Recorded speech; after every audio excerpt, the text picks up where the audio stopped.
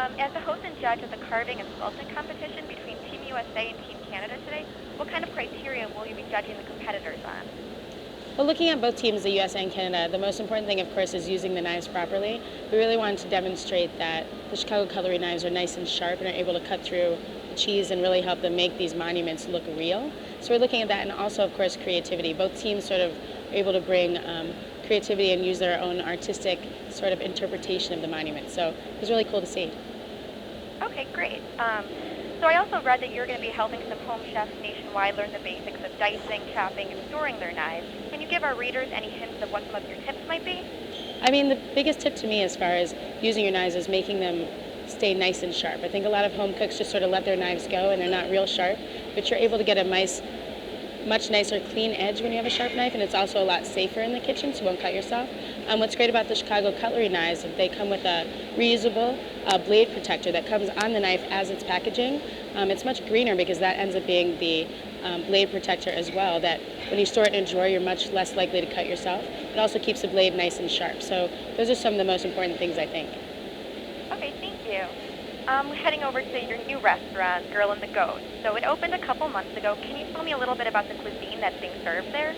Sure, we just celebrated our 3-month anniversary, and we're basically serving as much local fare as possible. I mean, we're in the middle of Chicago, so it's kind of hard to do that year-round. We're just coming on the cold months, but we'll always have all local meats, all sustainable, and we try to visit all the farms that we use at the restaurant before we actually serve the product, so it's been a lot of fun.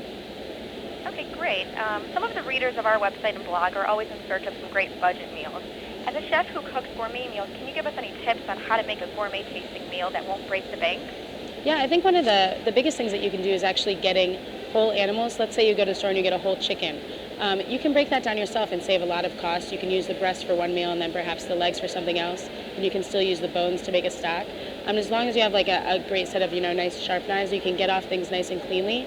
You can really get as much out of that bird as possible. So using whole birds, whole fish, things like that, it's a good way to save money, and you can get a lot of meals out of one piece of protein. Okay, thanks. My next question is, so you were born in Evanston, Illinois, which is actually about 10 minutes from where I live right now. But how was your upbringing and your proximity to Chicago? How has that affected your cooking style over the years? I was born in Evanston, grew up in Connecticut, but I lived with my mom, who was always a great cook. We actually joined together as a family and cooked together all the time.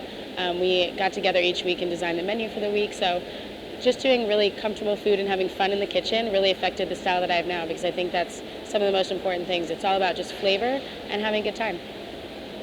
Great, and my last question is, can you give me what your favorite go-to meal to cook is when you're at home, kind of lounging around? I think my favorite go-to meal is pasta, and sort of making nice fresh sauces to go with it. I eat a lot of whole wheat pasta just to be a little healthier, but just grabbing fresh produce from the market and just making, you can even take some sauce that you have and just add a little flair to it with some chopped mushrooms or different meats. It's just really simple, really comforting, so that's pretty much my go-to at home. Okay, great. Well, those are all the questions that I have. Thank you. Thanks again.